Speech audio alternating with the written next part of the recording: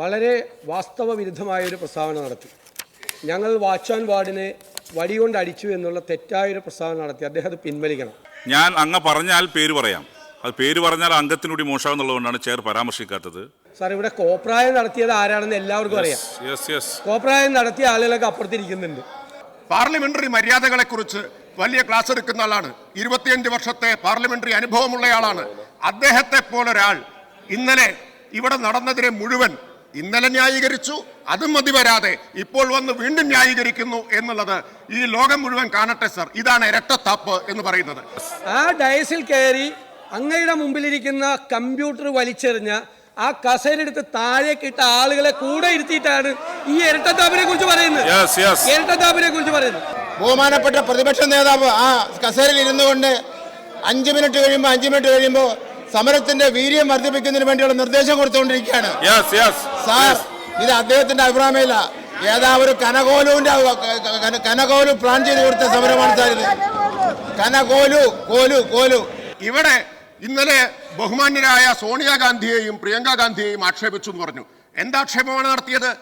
BBG Ramji bill പാസാക്കിയ ശേഷം പ്രധാനമന്ത്രി നരേന്ദ്രമോദിയുടെ കൂടെ പ്രിയങ്ക ഗാന്ധി ചായ കുടിച്ചു എന്ന് പറഞ്ഞതാണോ ആക്ഷേപം, കുടിച്ചതാണോ ആക്ഷേപം?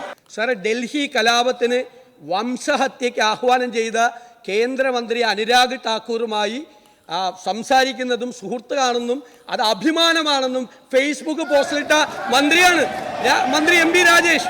അങ്ങ് ഗോൾവാൾക്കറുടെ ചിത്രത്തിന്റെ മുമ്പിൽ വിളക്ക് കൊളുത്തിയ ആളാണ് എന്നതുകൊണ്ട് അങ്ങയുടെ കൂടെ പടമെടുക്കില്ല എന്ന് പറയാൻ പറ്റുമോ? അങ്ങനെ ഒരു പടം വന്നാൽ അത് ഫേസ്ബുക്കിലിടില്ല എന്ന് പറയാൻ പറ്റുമോ? SNC ലാവ്ലിൻ കേസ് CBIക്ക് വിട്ടപ്പോൾ അന്നുണ്ടായിരുന്ന ചീഫ് ജസ്റ്റിസ് ബാലിയെ നാട് കടത്തണം എന്ന് പറഞ്ഞ് ബാലി കോലി എന്ന് പറഞ്ഞ് ഹൈക്കോടതിയിലേക്ക് സമരം സംഘടിപ്പിച്ച ആളാണ് ഈ പാർലമെന്ററി കാര്യമന്ത്രി എറണാകുളത്ത്. ഞാൻ അങ്ങയെ വെല്ലുവിളിക്കുന്നു. നിയമസഭയ്ക്കകത്ത് നിയമസഭയ്ക്ക് പുറത്ത് രേഖകൾ വെച്ച് നമുക്ക് ചർച്ച ചെയ്യാം. ഞങ്ങൾ അഭിപ്രായം ജനതാല്പര്യമല്ല. ഞാൻ എന്നൊറ്റ വികാരത്തിനകത്ത് അടിപ്പെട്ട് കിടന്ന് നിലപറ്റിയ അവസ്ഥയിലേക്ക് കേരളത്തിന്റെ പ്രതിപക്ഷ നേതാവ് മാറുമ്പോ എന്നുള്ളത് അങ്ങേയറ്റം ദുഃഖകരമാണ്. സോണിയാഗാന്ധിയും പ്രിയങ്ക ഗാന്ധിയും പ്രിയപ്പെട്ട നേതാക്കളാണ്. ഒരാൾ ഇവിടെ നിന്നുള്ള MP ആണ്, കേരളത്തിൽ നിന്നുള്ള. അവരെ അധിക്ഷേപിച്ചുകൊണ്ടുള്ള സംസാരം മന്ത്രിമാർ തന്നെ മൈക്ക് കിട്ടുമ്പോൾ നടത്തിയ. നിങ്ങൾ വ്യക്തമാക്കേണ്ടത് സ്വർണം കട്ടയാളും സ്വർണം വാങ്ങിയാളും അതിന് മൂന്നാമത്തെ ആളും ഒന്നിച്ച് 2 തവണ സോണിയാഗാന്ധിക്കൊപ്പം നിൽക്കുന്നു. ആര് സോണിയാഗാന്ധിയുടെ അടുത്തേക്ക് അവരെ കൊണ്ടുപോയി എന്നുള്ളത് ബഹുമാനായ പ്രതിപക്ഷ നേതാവ് പറഞ്ഞാൽ സോണിയാഗാന്ധിക്ക് 10 മാറ്റ് തിളക്കമുണ്ടാകും. മുഖ്യമന്ത്രി പിണറായി വിജയന്റെ കൂടെ ഉണ്ണികൃഷ്ണൻ പോറ്റി നിൽക്കുന്ന പടം ഉണ്ടല്ലോ, ഞങ്ങൾ അധിക്ഷേപിച്ചോ? അങ്ങയെപ്പോലെ ഇത്ര അറിവും ആധികാരികതയും വായനയും പരിചയ സമ്പത്തും ഒക്കെയുള്ള ഒരാൾ പറയാവുന്ന താരതമ്യമാണോ സാർ അത്? എന്നെ കൊണ്ട് പറയിപ്പിക്കല്ലേ. ഈ വിരട്ടലൊന്നും ഞങ്ങളോട് വേണ്ട.